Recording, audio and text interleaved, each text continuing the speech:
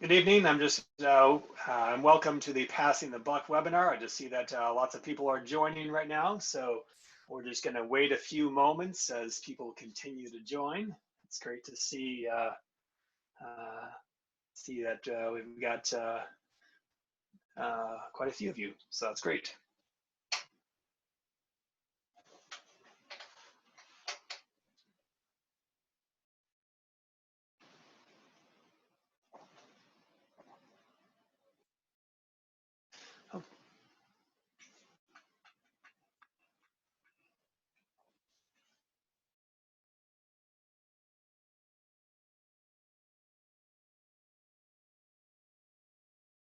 Okay, I think we can get started now. Good evening and welcome to the Passing the Buck webinar. We currently have 47 of you attending in addition to our panelists. And I want to thank you all for spending the time this evening to find out about this important subject that affects all of us and our future. My name is Ed Gulick, and I am a longtime Northern Plains member and past chair of the board and current Clean Energy Task Force chair. Before we get started, I wanted to go over a few webinar housekeeping guidelines. We'll be keeping all of the participants muted. This will allow for everyone to better hear our presenters without background noise, dogs barking, etc. If you're having any technical troubles, please use the chat function. You can find this by hovering your mouse over the bottom of the screen, and a toolbar will appear, and you'll see the chat function kind of in the middle there. We'll have a staff member monitoring the chat who will help with any technical issues you're having. We'll also allow for plenty of time for questions at the end, so please hold them until then. But if you must ask, please use the chat function. Okay, so a little context for this evening's webinar. Next slide, please. On February 6th, NorthWestern Energy filed to receive pre-approval from the Public Service Commission to acquire an additional 25% ownership share of Colstrip Unit number 4 from Puget Sound Energy for $1. And now in a new twist, NorthWestern Energy announced this week that it will be amending its proposed purchase down to an additional 12.5% ownership stake for 50 cents to allow plant operator Talen Energy to purchase the remaining 12.5%. But what does this mean, pre-approval? Why does NorthWestern Energy want or need it? What implications would this decision have on Montana's energy future? Why should customers be concerned, and what can we do about it? These are all questions we seek to address during our webinar tonight. But first, I just want to say a quick word about why we at Northern Plains care. At Northern Plains, we are from the plains and mountains, cities and towns. We are everyday Montanans who love where we live. We stand up shoulder to shoulder to protect this place we all call home. We believe that true prosperity begins with healthy land, water, and air. We believe that our families, farms, ranches, schools, businesses, governments, and communities thrive when we are good stewards of these resources. We believe that if we look beyond our fences, listen to one another, and keep our minds open, we will find creative solutions to secure a clean, healthful environment for all. We are working toward a future where we live in harmony with nature, where our economy serves the people rather than the people serving the economy, where neighbors work side by side to build a world that lives up to our ideals of fairness, inclusion, and justice. To create this future, we must act now. The actions we take today will determine the world that our children and grandchildren inherit. Working together right now, we can ensure true prosperity for generations to come. We know that power plants don't cost $1. We can't let NorthWestern Energy pass the true costs onto Montanans for years to come. The buck stops here. Customers demand a fair, affordable, and sustainable energy future from the Public Service Commission. Tonight, we have with us three excellent, well-qualified presenters. Ken Toole is here to tell us more about what pre-approval is and why NorthWestern Energy wants to use it. Ken lives outside Cascade, Montana, where he built and operates an off-grid farm and ranch. He is the founder of the Montana Human Rights Network and has served both in the Montana State Senate and on the Public Service Commission, representing District 5. As a quick aside, we'll be frequently referring to the PSC tonight, which is an acronym for Public Service Commission. We're also joined by Mark Reller. He will talk to us about what this decision means for Montana's energy future and the future of energy in the West. Mark was born in Bozeman, raised in Thompson Falls, and educated at MSU Bozeman. His area of study emphasis was water management, a craft he applied at the Hydrosciences Division of the Montana Department of Natural Resources and Conservation for 2 years. For the last 30 years, he has worked on issues surrounding the operation and management of the federal Columbia River power system. 9 of those years as a policy analyst at the Montana office of the Northwest Power and Conservation Council, and 21 years as Bonneville Power Administration's liaison to Montana. That work has included fish mitigation in the hydro system, hydropower operational issues, and transmission studies, as well as a liaison work to the legislature, the governor's office, and other state and federal agencies. Mark and his partner Roxa are self-isolating on a mountaintop just outside of Helena. We also have Tom Schneider to tell us more about the role of the Public Service Commission, their role in renewable energy in Montana, and how the public can be involved with the PSC. Tom has been involved in Colstrip related generation, transmission, and environmental impacts since 1977. Tom served as an elected PSC commissioner for 3 terms. He had a national consulting practice in electricity, natural gas, consumer, low-income, and environmental issues until 2002.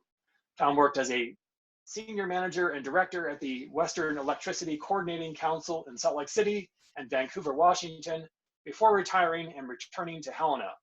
He has continued to be active in Colstrip-related efforts on the Clean Power Plan, Montana Renewable Development Action Plan, and is expected to be an expert witness in the proposed Colstrip 4 pre-approval case at issue here.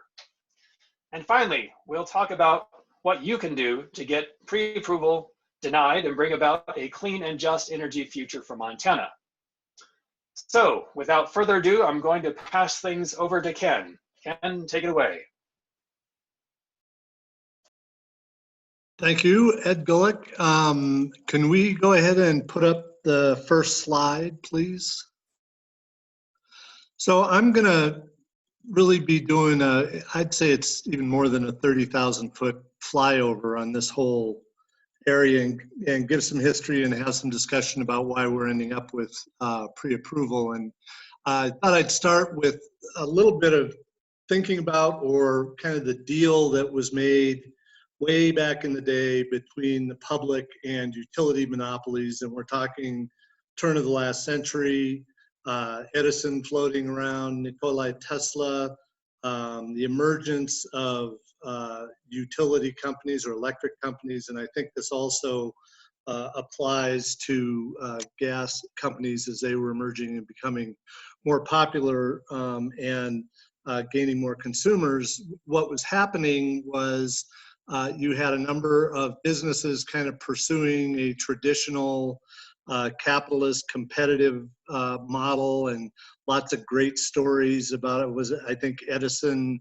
running around the country electrocuting horses and elephants to show how dangerous Tesla's option was, or maybe it was vice versa, but you get the picture. And I think it became, obviously this is, I'll warn you right now about gross generalizations, but emerging from that period was kind of a public consensus that what we really needed to do was to have regulated monopolies. There's a lot of discussion about utility companies being natural monopolies because of distribution systems and captive markets. And the deal was struck, some people refer to it as a regulatory compact. Basically, what the public was going to get was these things I have listed here: reliable service, universal service, ability to get into new areas, and most significantly, probably in the debate and discussion at the time, was control on price. And those controls, generally, that's what we're dealing with within the public service commissions and other utility commissions around the country. Is that is the regulatory body that looks at these issues. And what the monopoly gets, first and foremost, obviously, is protection from competition and its definition of its service territory. It's interesting looking at the history. If you look at Montana, as rural electric co-ops began to emerge as the only option that was going to provide electricity to rural areas, you can see in some areas of the state where Montana Power was providing service to areas like the Bitterroot Valley, for example, to co-opt the development of rural electric co-ops. So it's not like this was a clean system. But two of the things that the monopoly gets in exchange for allowing itself to be regulated is the return of its investments. In other words, if it invests and builds plant, and plant meaning lines or generation facilities, transmission or distribution, that it gets a return of that investment.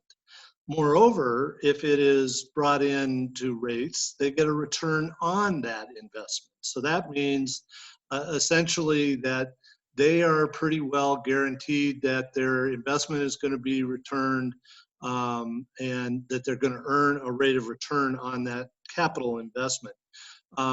That becomes very important with pre-approval, but what you really see here is the monopoly really is insulated from an awful lot of risk in a monopoly environment. That it's the obligation of the utility or of the utility commissions or the Public Service Commission to make sure that these businesses are viable and healthy and can continue. And so a lot of the risk that you would expect in a regular market system or a capitalist system, they're insulated from through the monopoly structures. Could I get the next slide, please? So the principle that utilities have operated on for a long time, and I don't know exactly if it's been in all utility commissions around the country, but certainly it was the driving decision point for the Public Service Commission in Montana until the relatively recent past. And that principle is called used and useful. And so what would happen is at the time the utility wanted to go to the ratepayer and recover their investment and get a return on their investment, they had to show that at that time, the asset that they wanted to bring into rates was used and useful. In other words, that consumers needed it. This was probably in a lot of our memories the crux of the Colstrip 3 case. And if you recall what happened with Colstrip 4, and now I'm talking way back in the 80s, that we had been in a time of an energy crisis in the country, the Arab oil embargo, America was trying to be as energy independent as possible. This is where we all, those of us that are old enough may remember, coal became our ace in the hole. And there was I think it was the Northwest Power Study, 28 plants, coal plants proposed for eastern Montana, lots of community controversy, and the utility Montana Power set about constructing Colstrip 3 and 4 in that political environment. Well, obviously it takes a while to build a coal plant, and at the same time, the Montana Power Company wasn't the only one looking around to build these big assets, and lots of other things were going on. Make a long story short, when they came to the Public Service Commission to put Colstrip 3 into rates, it was a very controversial, large fight. Northern Plains, MEIC, other organizations playing a major role in opposing Colstrip 3 being into rates, the major argument was we didn't need the power. The Pacific Northwest had lots of power. We don't need this power. The Public Service Commission said, agreed with people, disallowed Colstrip 3, and imagine the amount of money that the company was looking at, losing because they built this plant. They'd have to do something else with it. They went to court, long, sad story, kind of Montana's sad historical tradition, and Colstrip 3 ends up in rates.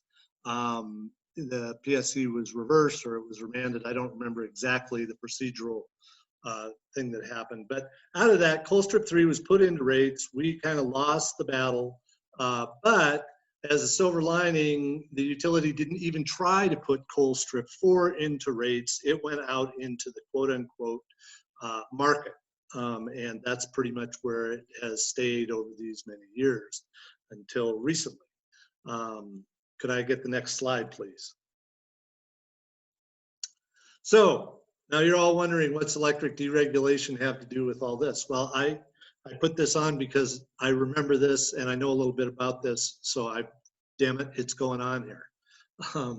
In reality, electric deregulation had a lot to do with where we are now. And for those of you who don't remember electric deregulation, in the mid-90s, utilities started rattling about, well, you know, this old utility thing, we need to deregulate and put these assets out into the open market, the generation assets, and that will drive the price down.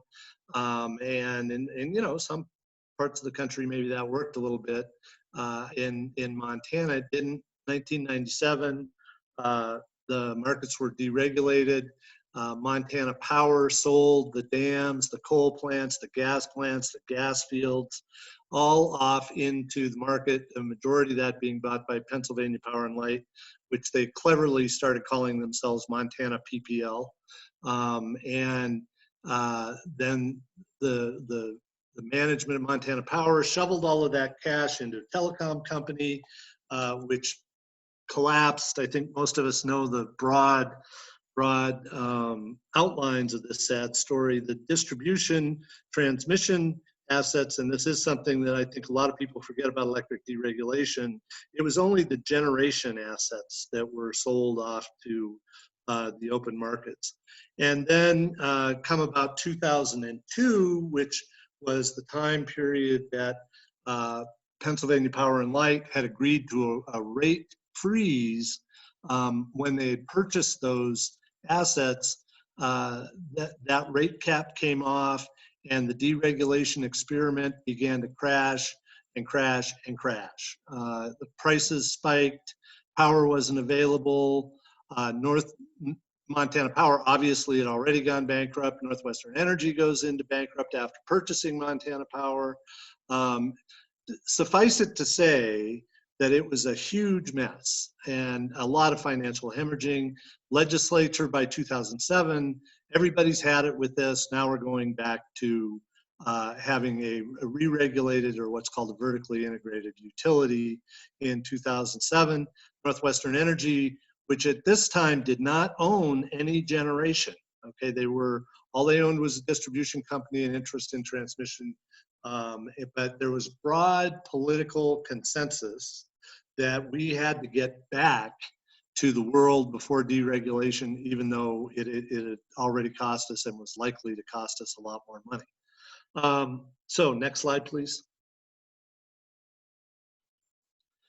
So pre-approval was adopted in part of the statute, House Bill 25 in 2007, which was adopted really with the overall intent of trying to return to the regulated utility environment that we had had, a vertically integrated utility. By this time, you couldn't find any Republicans who ever said they supported electric deregulation, even though they were the clear majority that passed the bill. There was just nobody that thought we ought to stick with the deregulation experiment. And so there was a lot of agreement about moving back to the world as it had been with your major utility owning generation. But one of the arguments that occurred throughout that, and frankly had been going on with the utility for many years, was essentially the idea that, look, we go out and we put all of this money on the line with no kind of guarantee that we're going to be able to recover it. If you know, we're assuming all of these risks for these huge investments, and oh, by the way, folks, we're not very inclined to do this unless we can figure out some way to reduce our risk. This language here is kind of the pertinent paragraph that deals with pre-approval within that statute. And the important thing is, after making the required findings, the commission may not subsequently disallow the recovery of costs. So if you take the Colstrip example, the commission would have made its decision about Colstrip 3 at the time Montana Power moved forward. And ratepayers, consumers would not have had an opportunity to make the argument when it came online in a surplus and wasn't needed that anybody should pay but ratepayers. So that's what pre-approval is. Next slide, please. So I've mentioned there was broad-based political consensus and that the utility has always argued that it was facing unreasonable risk. And pre-approval had always been the kind of the holy grail for the utility. This was kind of their constant complaint every time they made any kind of investment. They were always grousing about this, and they faced a political moment, obviously, where there was a very high degree in getting them back to purchasing these kinds of facilities or building on their own generation facilities. And so what it allows us to do, as I said, is it allows the utility to go before the Public Service Commission with their plan, not with their resource that they've built, and say, this is what we plan to do. We want you to give us pre-approval. And if you do that, then we'll go ahead and do this. And that way they don't put as much money on the table or do they face as much risk. And they make a lot of arguments about that.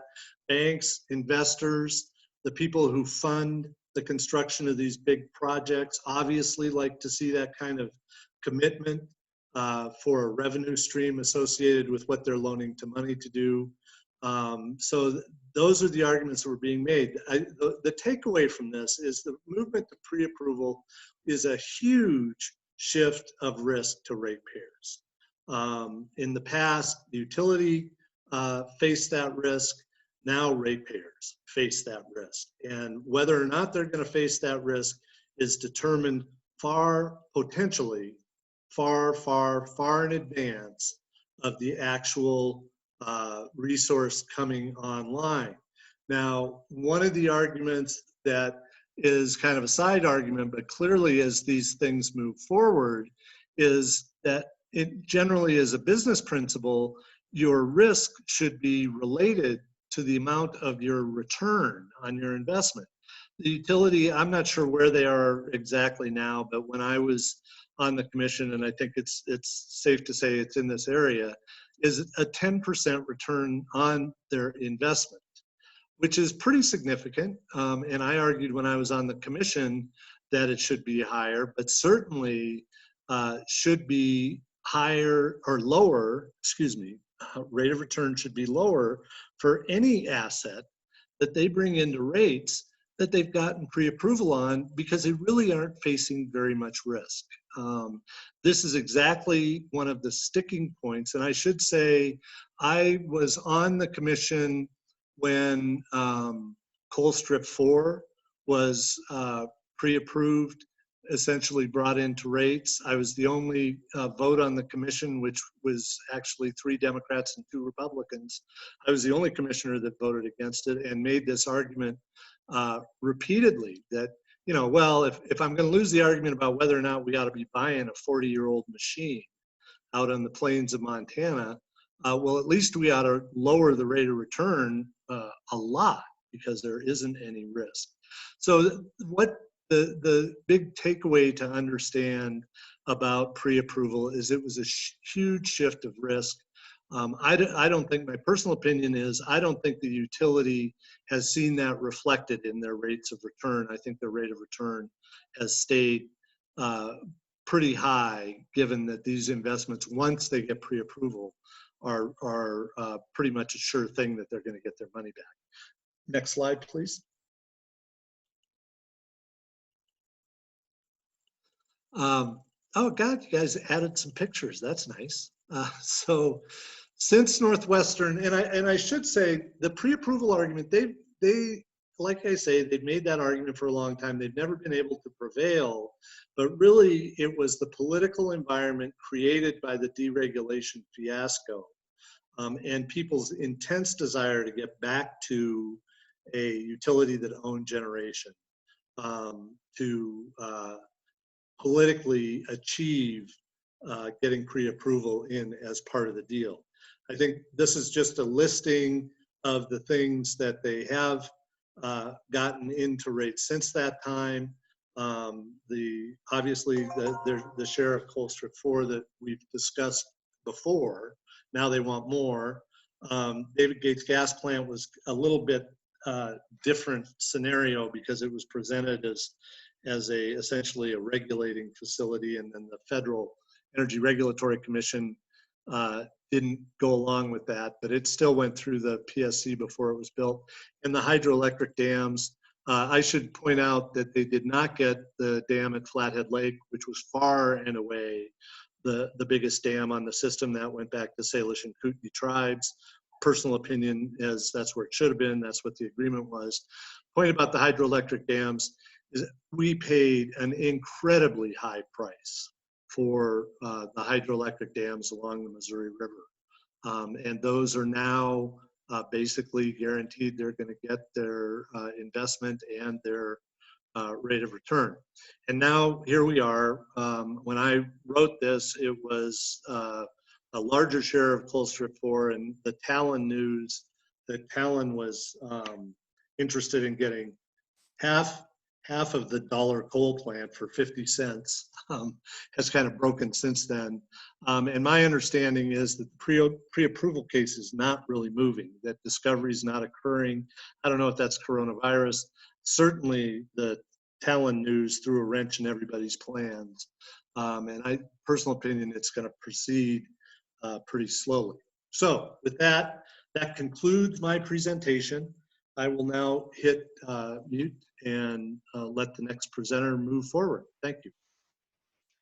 Great, thank you so much, Ken. That was very informative. Yeah, so now we're going to hear from Mark. Mark, take it away. Thanks, Ed. Sound check. Can you hear me okay? Sounds great. All right. Well, I'm speaking tonight as a Northern Plains member, so I'm not speaking in my job capacity. I just want to have that caveat up front.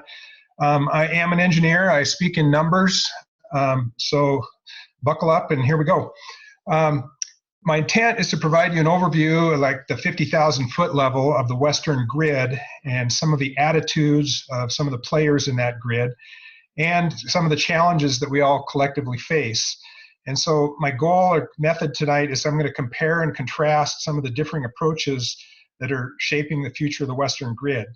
And when I say Western grid, what I'm talking about is think of the four corners states, Arizona, New Mexico, Utah, Colorado, the interior states, Nevada and Idaho, the coastal states, Oregon, California, Washington, and you can add in British Columbia as well. And then the headwater state, Montana and Wyoming.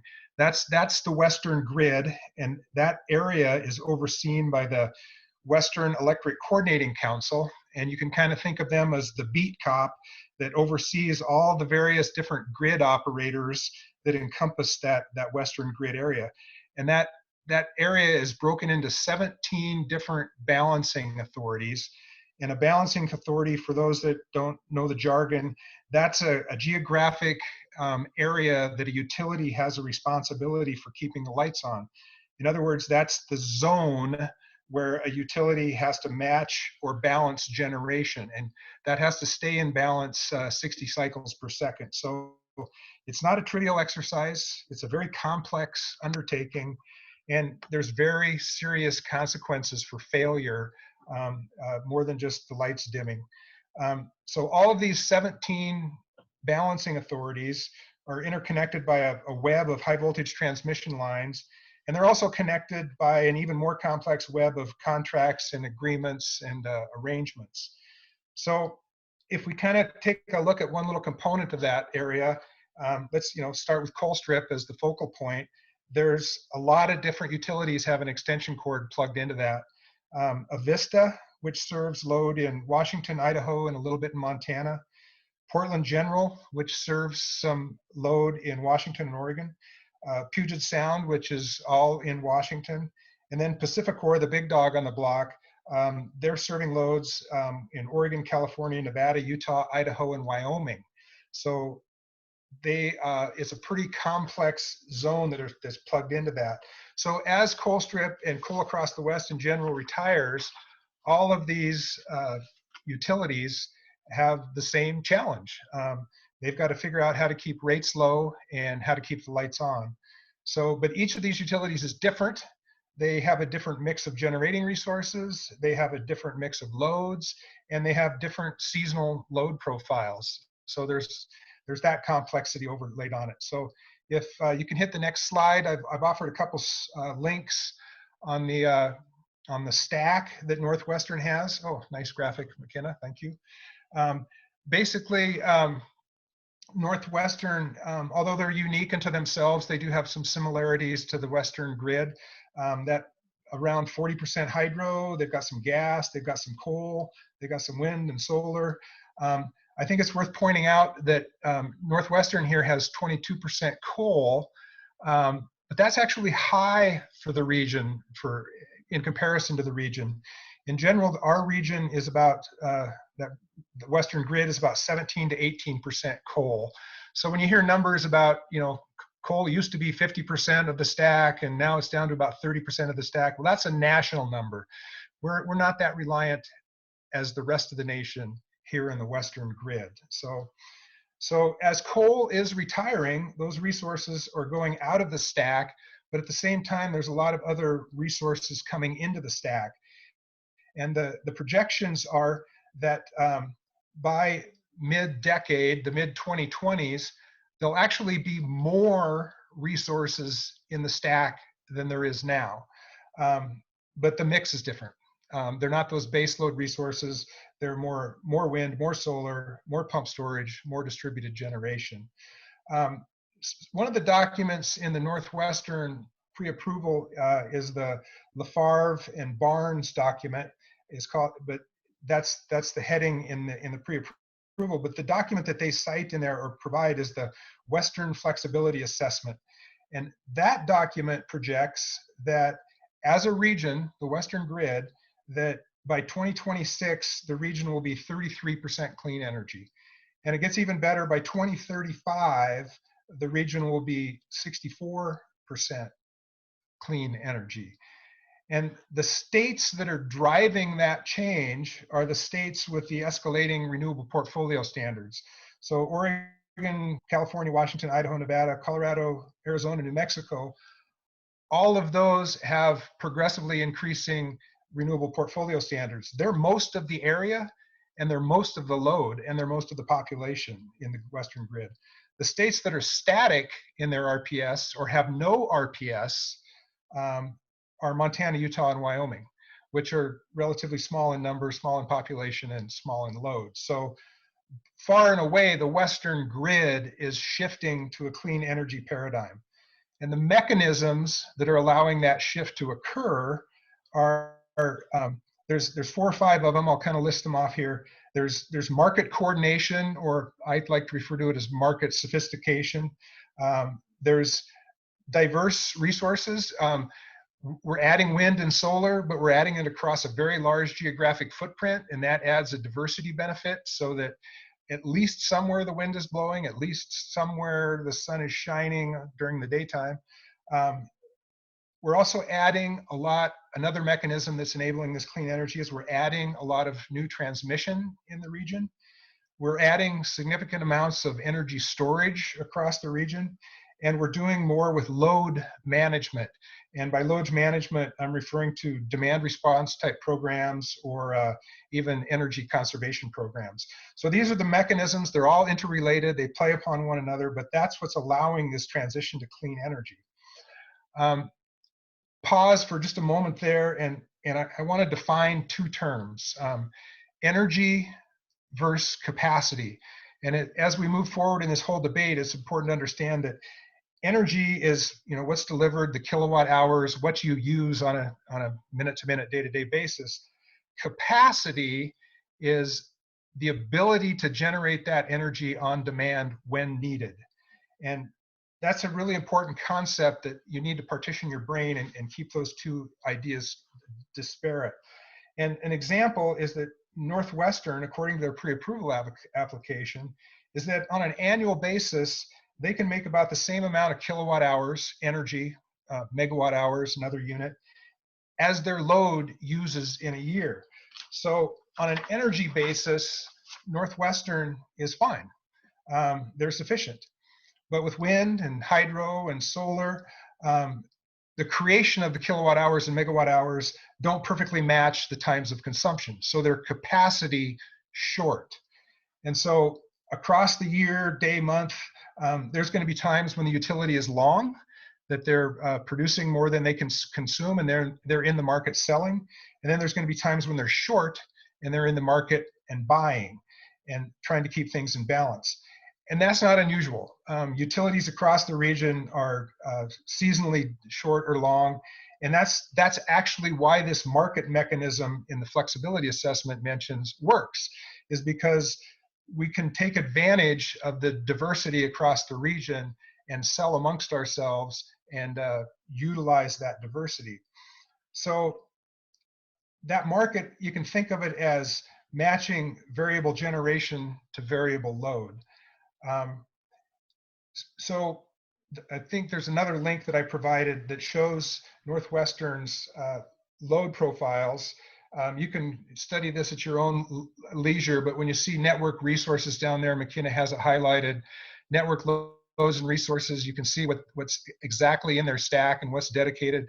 You can also study that and see who's wheeling across NorthWestern's system and see who's utilizing their transmission system. But I'll let you look at that stack there for a second. I'm not going to speak to that directly as we go, but just wanted you to be aware of that. But NorthWestern is in a real conundrum. They lack capacity. It's not a new situation for them. As Ken mentioned in his presentation not long ago, they were a poles and wires company only, and they were buying everything in the market, and certainly there's risk associated with that. But now they've come a long way. They have over 1,500 megawatts of generation in their stack. But when you add that up and compare that to their load, at first glance, it looks pretty good. An average load for them is about 1,000 megawatts. It peaks to around 1,400 megawatts. But those are variable resources. They're not always there. They're not always available capacity. So NorthWestern's approach to solve this conundrum it has been to lean pretty hard on fossil fuel resources.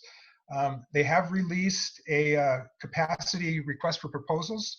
So they've done the right thing. They're testing the waters. They're seeing who out there has resources that they might be able to buy.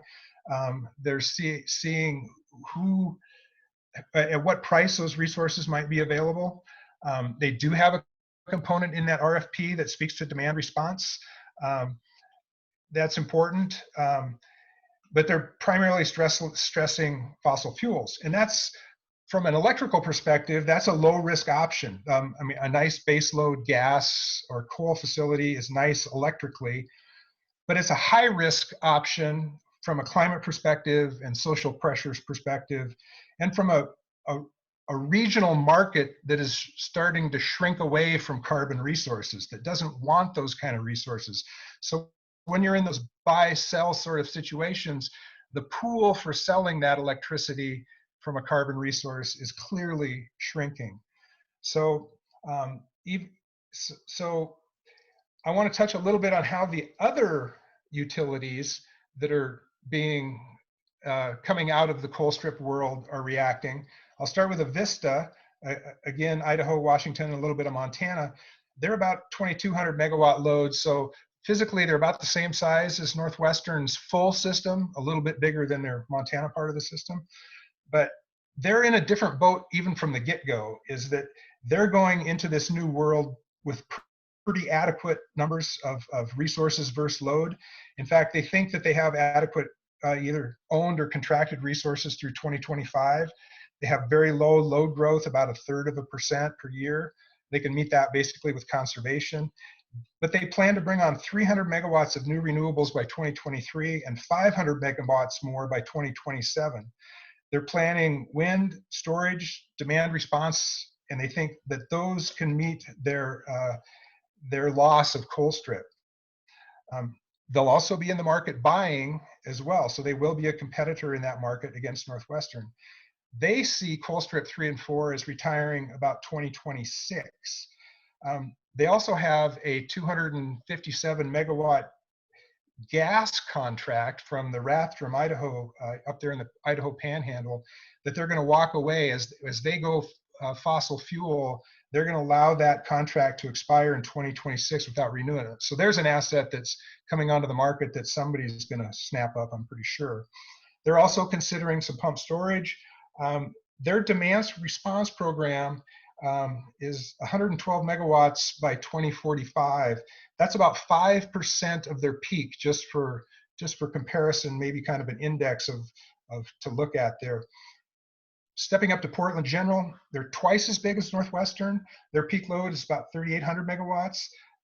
They're following legislative mandates to decarbonize in their Washington and Oregon markets, but they're taking a phased approach. They recognize that the price of renewables is dropping over time, so they're going to gradually add more renewables as time goes on and take advantage of those declining costs.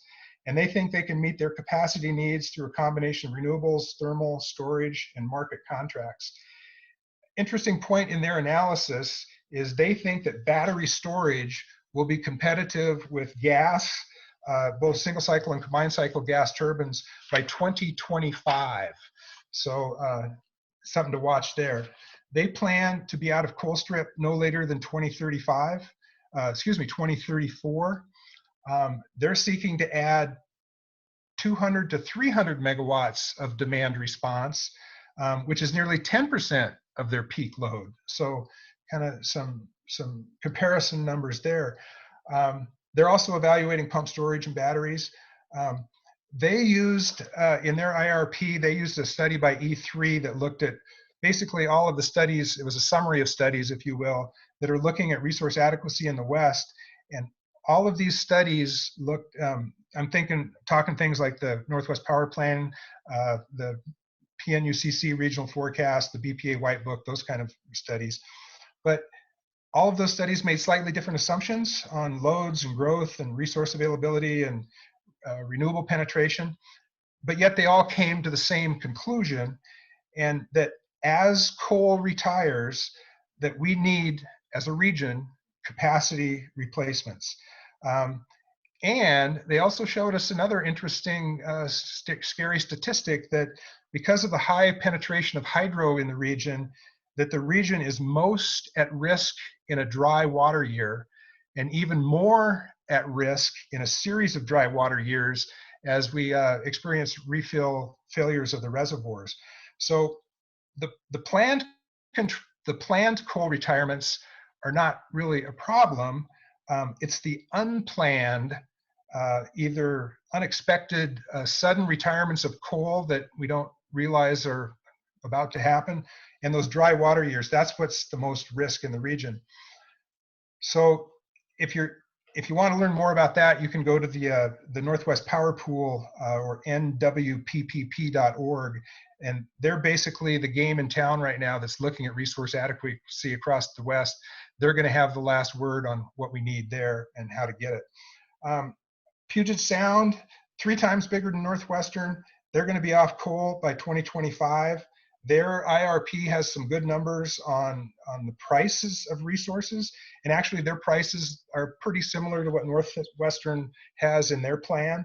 And it's not unexpected that when you buy a gas turbine, is cheaper up front than any of the other resources, but it it costs more to run. And I see I'm running out of time here, so I'm going to step ahead. But they're doing a similar sort of approach as the other utilities, buying more renewables and more demand response, and that.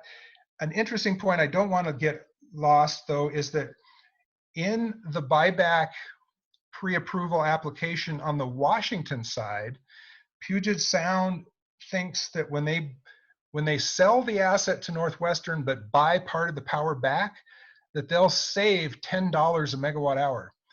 And that's a really confusing thing to me, because they're not a naive purchaser of that power. They know what it costs to run that plant. So interesting differential there. But PSE, Puget Sound Energy, sees Colstrip closing in 2027, and they also have some fears that as the Washington laws kick in and the Oregon laws and the California laws that are resisting fossil fuel, there'll be a point mid-decade where if Colstrip is still running, there will not be much of a market for that power. And therefore they see energy, not only at Colstrip trapped in Montana, but energy at Bridger trapped in Wyoming, some of the coal plants down in the desert Southwest, that energy will be trapped there. And as that happens, that'll depress prices in those markets. Prices will go down in those markets.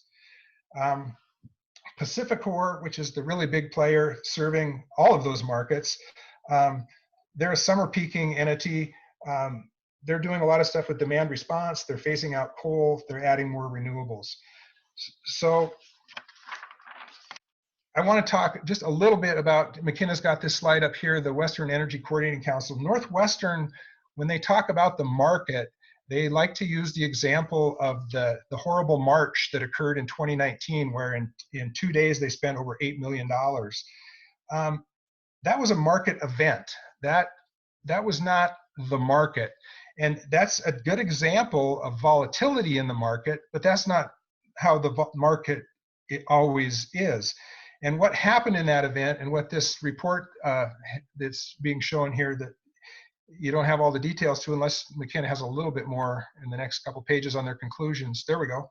I'm not going to speak exactly to their list, but in essence, what they said was that during that event, there was transmission work going on, so import capacity was limited. The headwaters reservoirs were low, including Grand Coulee, and they were facing some refill risk, and we operate the system quite conservatively now for fish. Wind was lower than average. It wasn't not blowing, but it was only about 20% of the nameplate. BC Hydro was sucking up a lot of energy, so they were consuming a lot of resources and driving up prices. But the factor that really drove the price up during that event was supply and demand of natural gas. That might be, there it is on this slide as well. And so it's kind of interesting that NorthWestern is using an event that was driven by high gas prices to justify buying more thermal fuel. But really, it's an example of the volatility that's there. And using market extremes in their own right, you got to plan for extremes, but you shouldn't be making all of your, in my mind, in my opinion, all of your case for a specific resource choices based on a bad market event. In fact, NorthWestern actually predicts that they expect the Mid-Sea prices to decline over time, Mid-Sea electric prices, that's a trading hub for electricity, and they expect the price of gas to increase over time. So this event, in a lot of ways, is not the best way to justify a thermal resource acquisition. So I'm gonna, in the interest of time here, I just wanted to point out that, basically what we're facing in Montana are some management options. And you can do one option is you can build yourself an event-proof position in the market. You can buy a whole bunch of thermal resources and just, darn it, you're ready for everything. Or you can optimize your short and long positions over time and build yourself some financial buffers for these big events when they happen, and just recognize that at times you're going to get stung by the market from a price perspective. And you also have to do a lot of really close examination of the market inside Montana, inside the BA. I mean, we just had the example of part of that SKQ dam, formerly Kerr Dam, that Ken mentioned there. You know, part of that was just bought up and sent back to Washington State. We shouldn't be letting those kind of options slip by, in my opinion. We should be preserving those here in the state. It's electrically connected to our system. That would have been a great resource to have here in Montana. So looking forward to your questions. And I'll turn the mic over to Tom. Oh, well, I'll just introduce Tom real quick. Yes, thank you so much, Mark. Yes, Tom, tell us about the role of the PSC. Okay, can you hear me now? Am I on? Yes, you are. Okay, so I'm going to fly through this. You've heard a lot of substantive discussion from both Ken and Mark on both Montana and the region. I'm going to focus, as I was requested to, on the nature of the PSC's role in this case, and more generally, what are the constraints? How does the PSC actually operate? So I'm going to fly into that and try and leave as much time as we can to get into your questions. At the outset, I want to make sure that everybody understands that the commission, the Montana Public Service Commission, like commissions throughout the country, are creatures of the legislature. That is, the legislature makes the laws. They created the commission and the responsibilities that the commission has to implement and interpret and exercise those laws. The legislature has control of the commission budget and staffing level. They also have oversight over the commission continuously through interim committees. So make no mistake, the Montana legislature has a big impact on the commission and its ability to perform its responsibilities. The commission also is a quasi-judicial in nature. That is, the commission considers cases on the basis of evidence, typically in a kind of a forum analogous to a trial.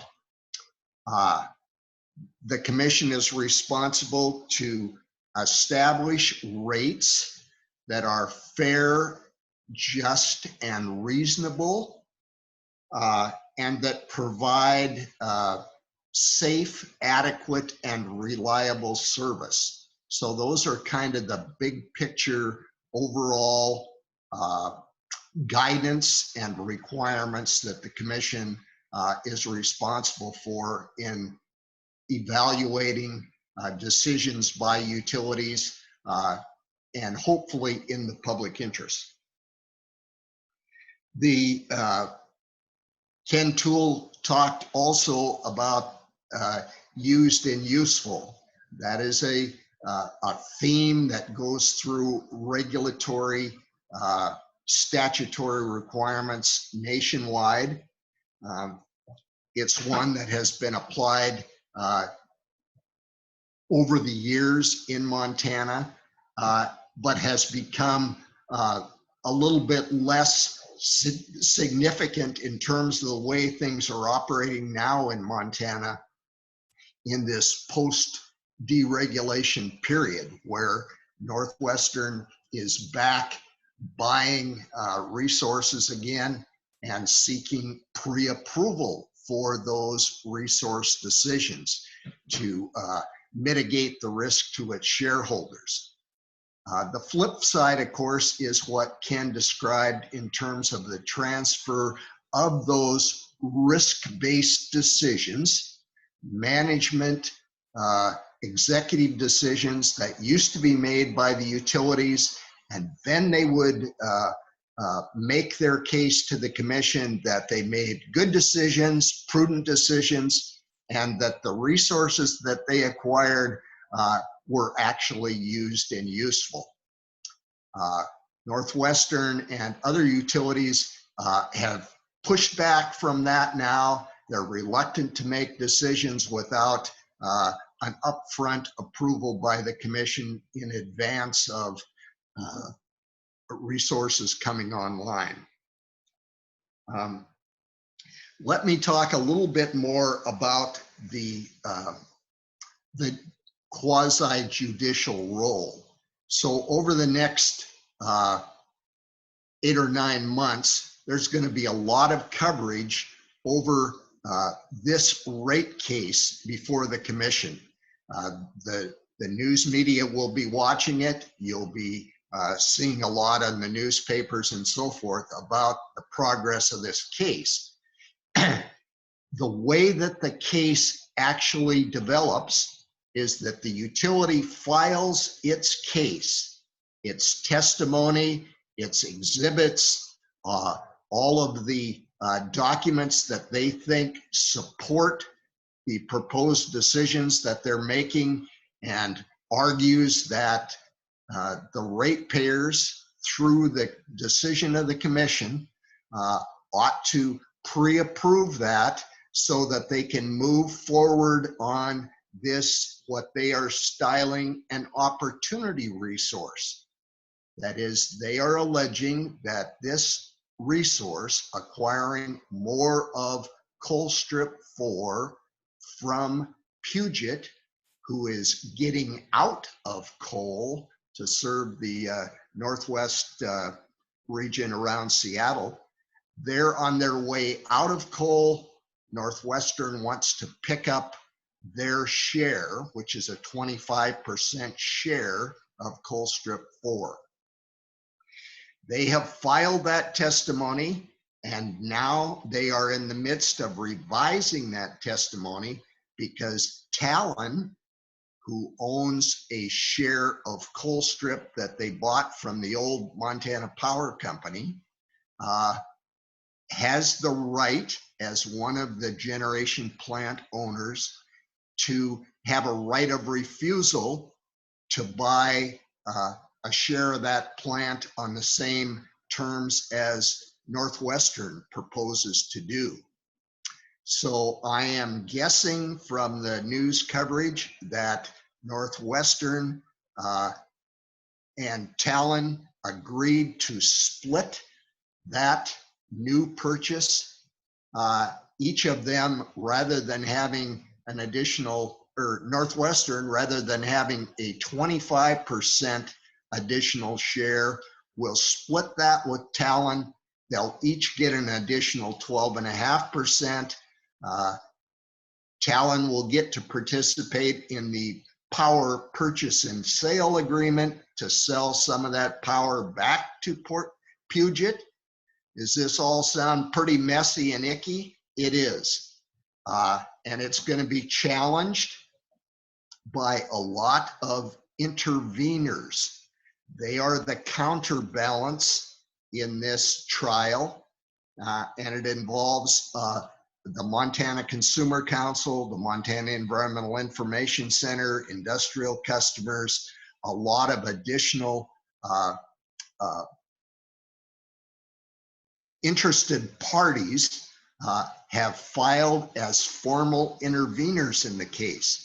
And they have access, they will have access to everything that NorthWestern has filed, including confidential documents, if they sign a confidentiality agreement. But they will, and their experts will, get to see that information.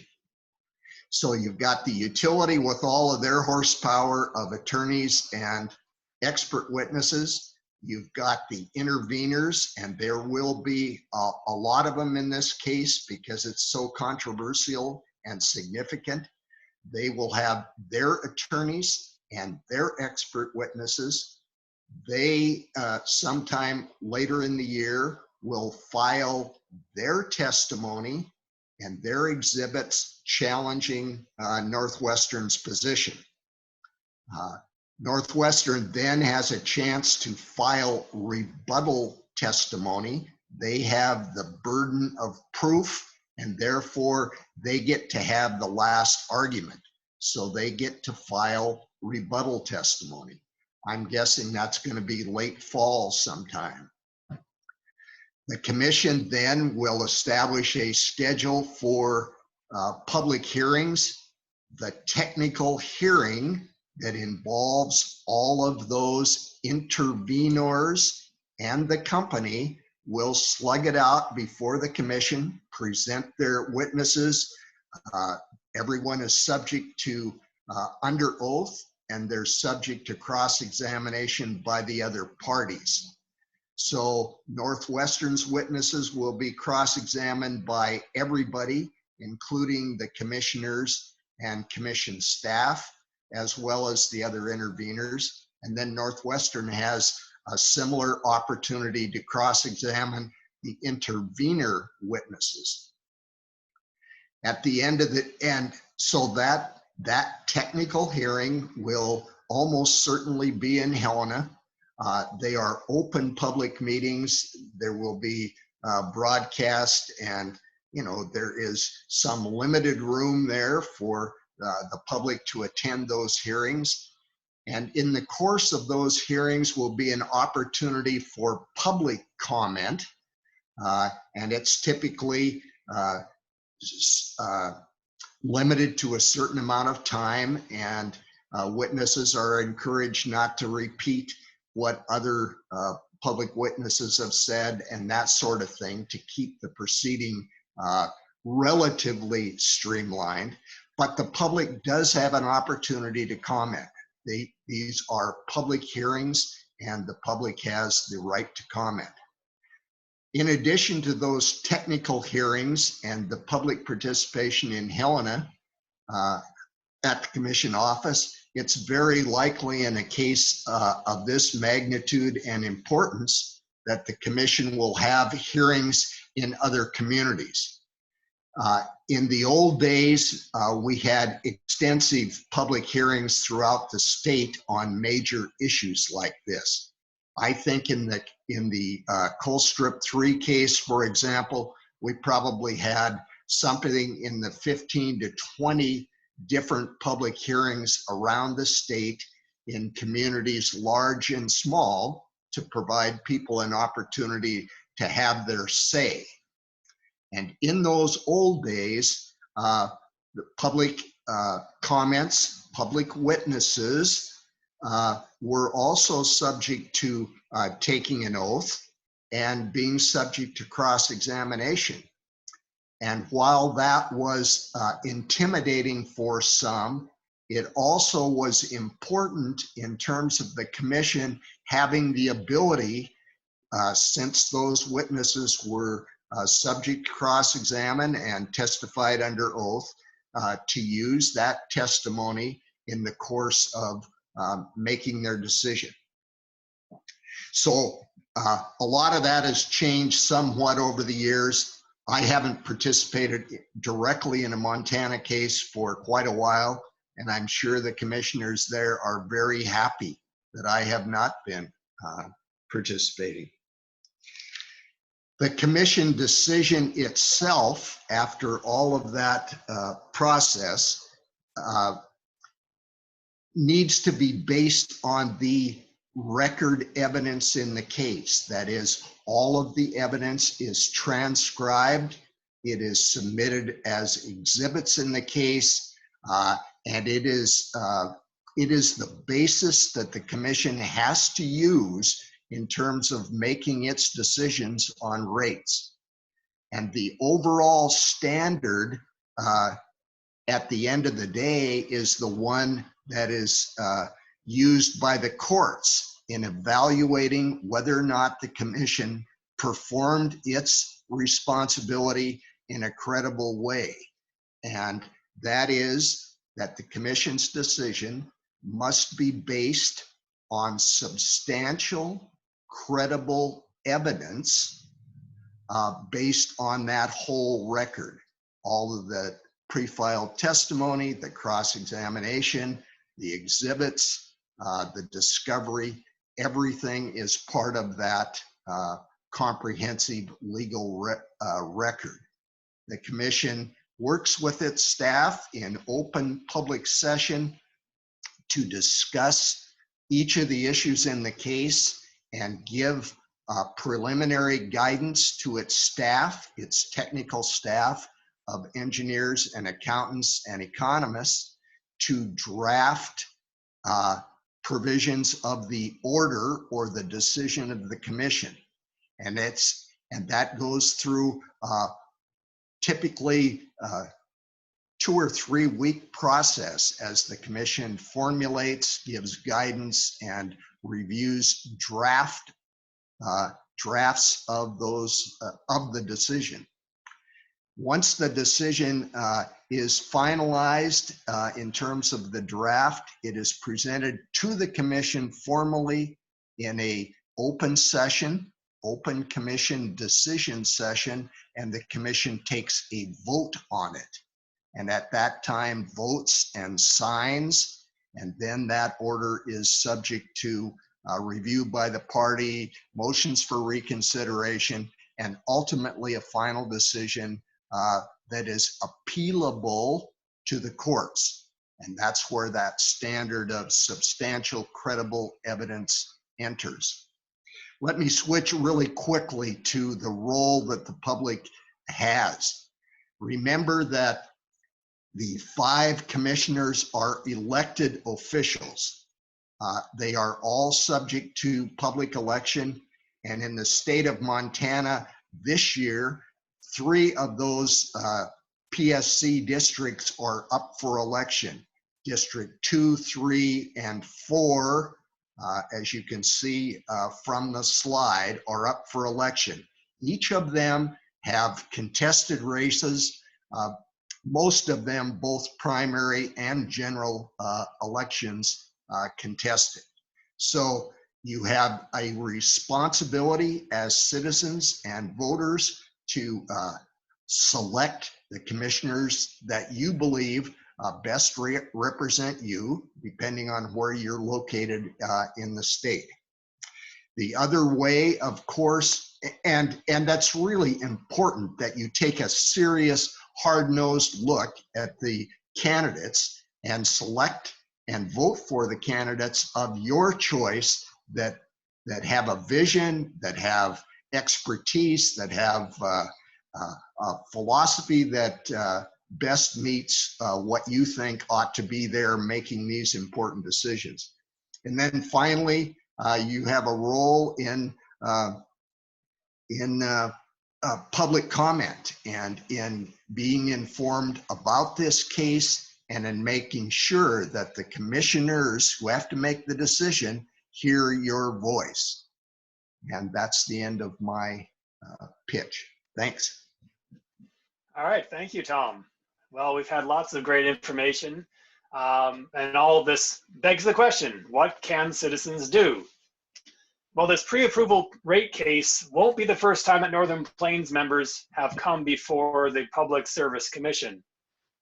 In 2019, next slide, Northern Plains members stepped up to fight back against NorthWestern Energy's attempts to decimate rooftop solar in Montana in the net metering rate case. Then as now, NorthWestern was rigging studies to justify their claims and get the outcome they wanted. As a monopoly, they don't want competition for the generation of power. And our members said, who are you to dictate the energy future of Montana? You are an arrogant monopoly that is trying to eliminate consumer choice, and one of the few ways we have to bring about clean energy future. That's what our members said.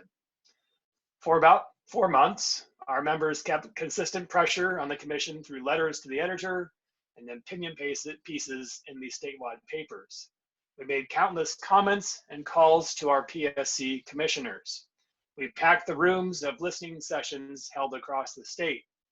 We packed the PSC on multiple occasions to give comments and bear witness to the decisions our commissioners were making.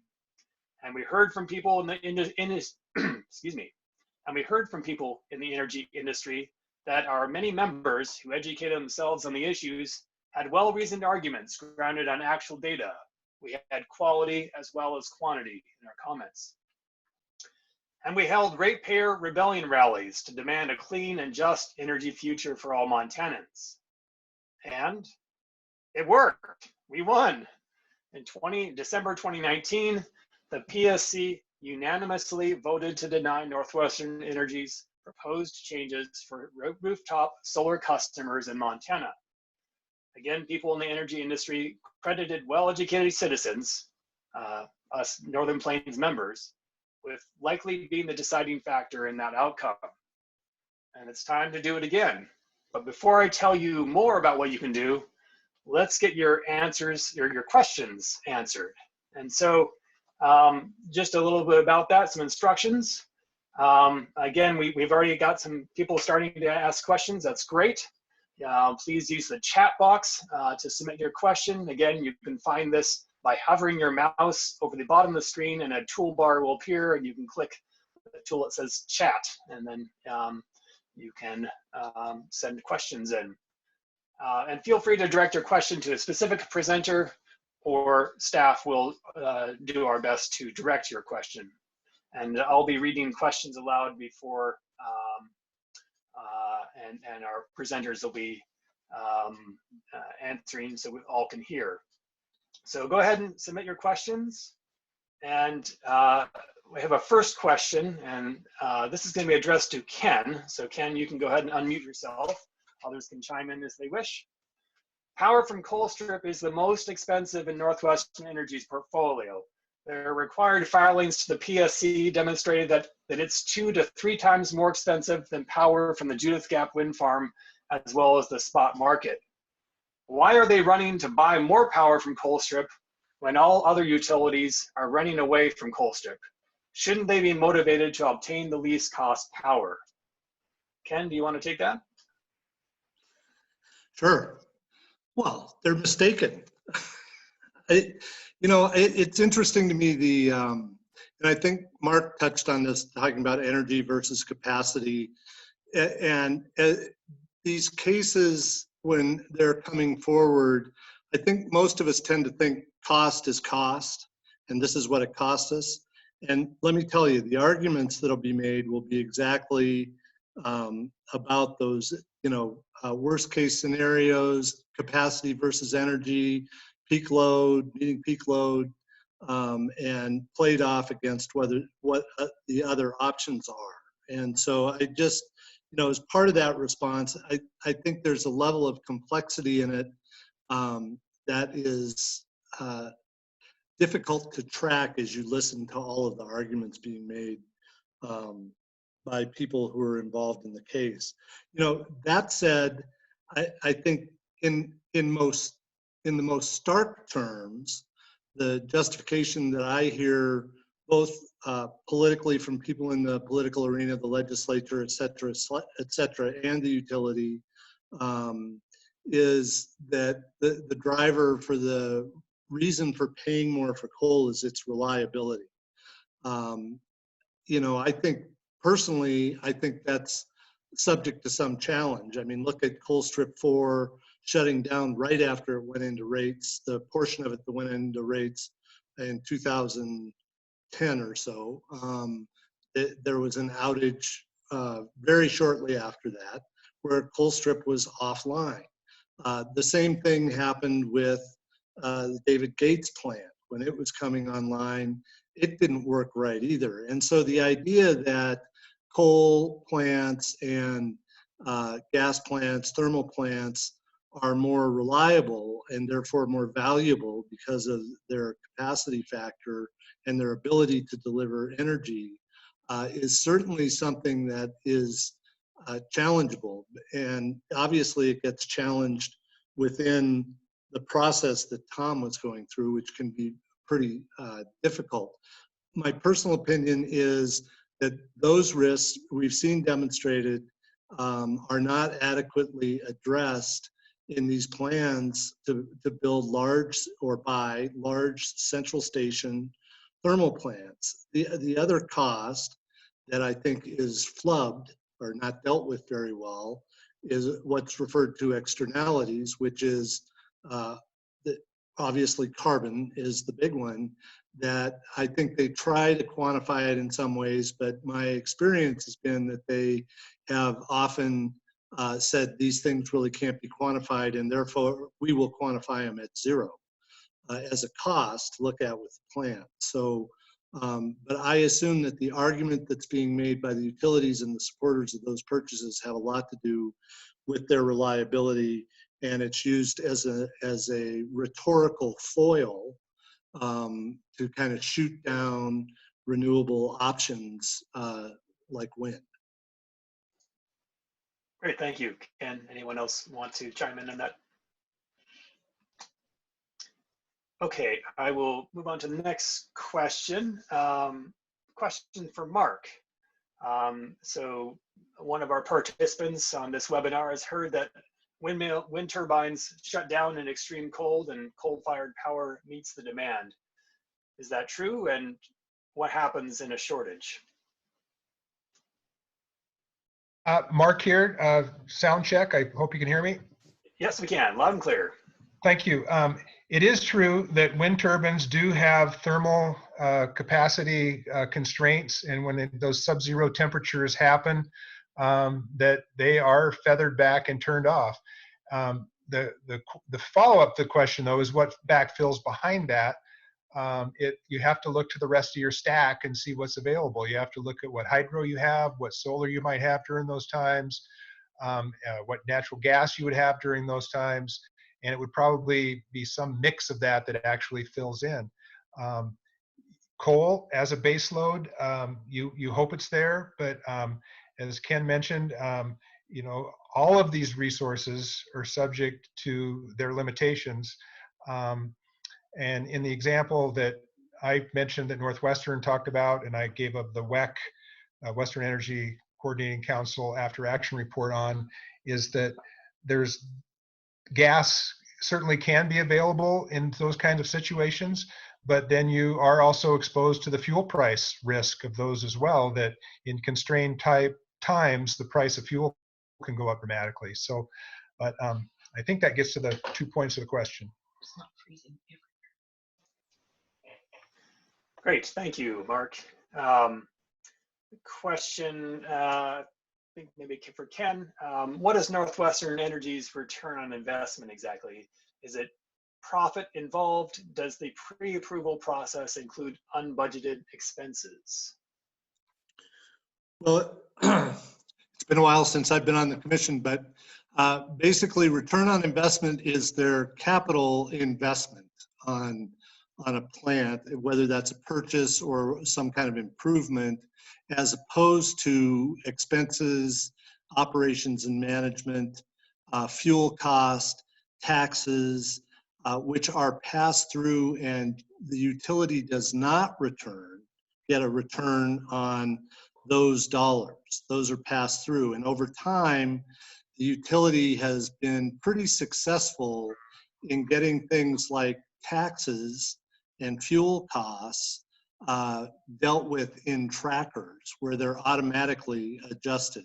But they're theoretically, where they're making their return on their money, where they're getting that return on investment, that 10% or thereabouts number that I mentioned, is coming from their capital investment in plant. Now, obviously, that can be controversial. And in Colstrip 4, where we know that there's going to be significant work required in the boiler, somewhere north of $25 million, I think. Will that be classified as a capital improvement or investment, or will that be classified as operations and management, or as an operational or maintenance issue? I don't know yet. And I'm sure that that would be, were they to try and get that as a capital investment, that would be subject to a pretty lively debate. Is that clear as mud for folks? Great. Thank you, Ken. They're all muted, so we won't know. A question for Tom. Does the PSC have the power to revisit prior decisions, like the costs that ratepayers are currently paying for the 30% share of Colstrip Unit 4 that NorthWestern Energy purchased in 2008, to address inflated values in the rate base? Can they go back on those, revisit those prior decisions? The short answer is it would be very, very difficult. The pre-approval statute itself, that I think Ken had up on one of his slides, made it very clear that once the pre-approval decision is made, subsequent commission actions to reverse that are not allowed. So that is the danger. You've put your thumb on the danger, the risk to ratepayers of the pre-approval process, because once that decision is made, it's kind of like a court decision. You have to have a whole lot of basis for changing from a precedent that's occurred. This is not even just a precedent. This is a direct statutory prohibition for revisiting those costs. Now, a very likely scenario, or a more likely scenario, would be at the time that those plants are ultimately retired, 3 and 4, there will be an issue if there is remaining undepreciated investment. Say it's retired in 2030, Colstrip 3 or 4, and there is a remaining undepreciated net investment there, and those plants go offline and are abandoned. Do they remain used and useful under that circumstance, or is there, or do they become a stranded investment that is eaten by the shareholders, or is there some sharing of that abandoned unit that had been in rate base and is now retired, in their words, retired early? So those kind of issues will be undoubtedly coming down the line at some time in the future. I'm not going to give you my assessment of that now.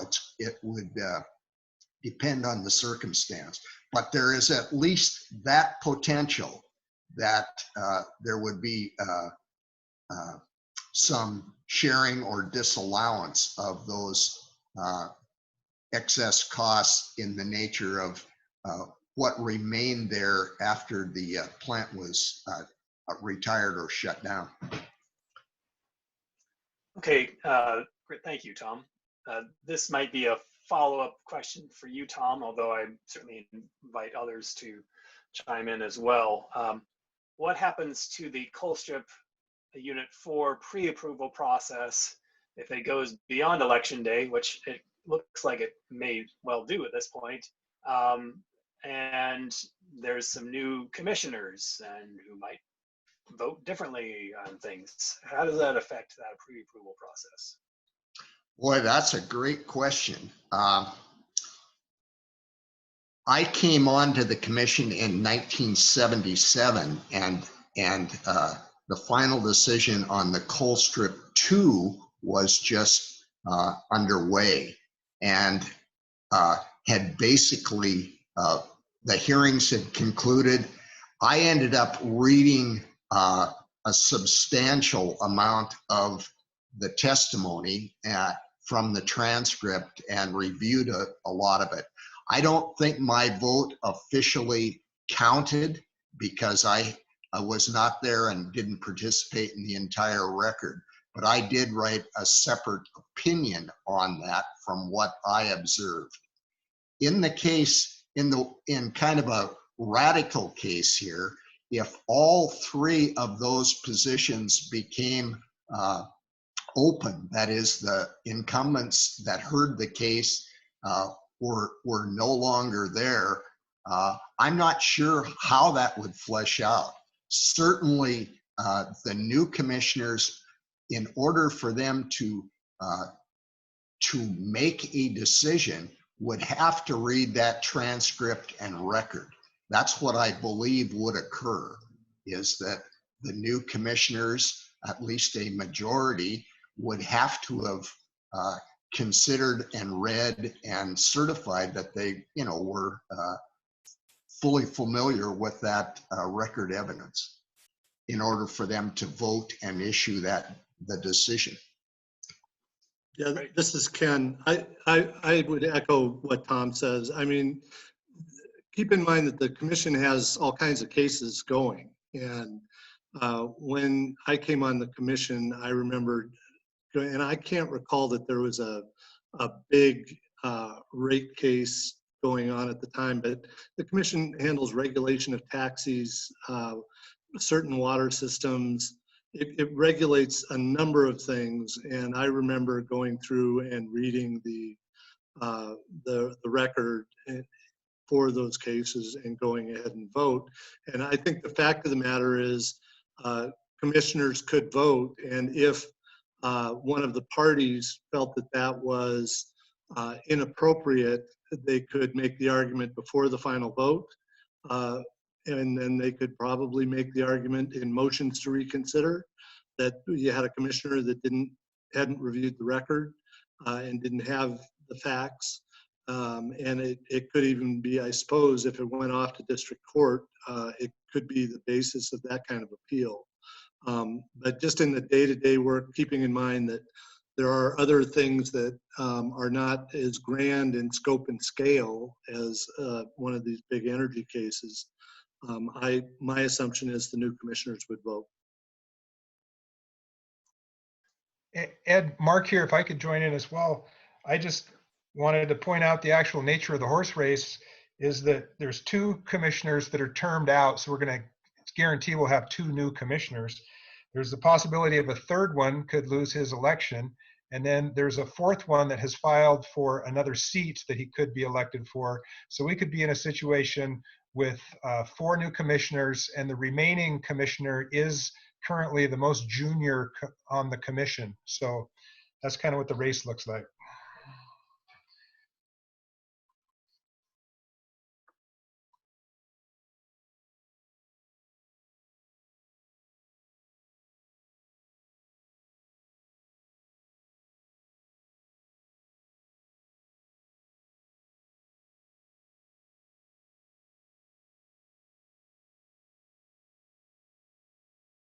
I am sorry, I was just speaking for about a minute there with, I was muted. So thank you for those speakers for your responses and that. We have time for about one more question, but I think, Mark, you're mentioning how there's the potential, at least, that we just have one, the junior most member of the PSC going on. Interesting times, and of course, that's an understatement when we have a pandemic going on, and also major changes happening in our climate that that many people are very alarmed at, and want to see action being taken. And so that leads us to our last question, which is kind of addressed to anybody. So we'll see who wants to take it first. Ed, Yes. Ed, this is Tom. Based on Mark's last remarks, I had one other thought. Okay, So yeah. timing right now, if it goes forward without any substantial delay, is that the hearing will very likely occur in the October range, October, November. So it is and the commissioners, even if they no longer serve, if they are retired or are beaten in an election or move to another role, they would serve until the end of the year. So it is still a possibility that there would be a quorum and votes by commissioners that actually participated in the case. So it's not an absolute certainty that there will be that kind of dislocation in advance of the decision. Okay, yeah, good point. Well, Ed, this is Ken, and I know you're Yes. trying to move on, but, Yeah. but I was there with the Colstrip 4 case, and I can tell you that the commissioners, the staff, and everybody, and I can't remember the exact date of that decision, but there was a real rush, and I think for some good reasons, and this is exactly the reason, to try and complete this big case before the new commission was seated. Yeah, very good. So our last question that we have time for, and I should just point out that we do have a record of questions, and we can certainly follow up for other questions that we didn't get to. Appreciate the questions that you all have. So our last question, and I'll just toss this out and see who wants to take it, but how might the Governor's Climate Solutions Council impact decisions at the PSC? Well, I'll take it. I don't think much. I mean, and it's just going back to everything Tom said, that the reality is the decisions that commissioners need to make have to be based on the record, and not, not on what's going on in a legislative committee or what's going on, unless of course they provide testimony, and I didn't see them as an intervener, that I think frankly it would be inappropriate if the commissioners in their decision-making process started utilizing information that hadn't been submitted on the record, subject to cross-examination, that I think a lot of people don't understand the quasi-judicial responsibility of the commissioners. So whether it's the Governor's Council, which to my recollection is pretty heavily dominated by industry kinds of interests, or some other entity, I don't think the commission really could be considering that. With that said, and I just have to take this on here because it's kind of, in some ways to me, the elephant in the room. I've never seen a commission like we've got now, and I have no faith in their ability to understand what their role is, understand and look at the industries they regulate. They have no experience with those industries, and I think we've all seen, they're spying on each other's emails. It's just astounding to me, the lack of commitment to public process, the lack of understanding their job.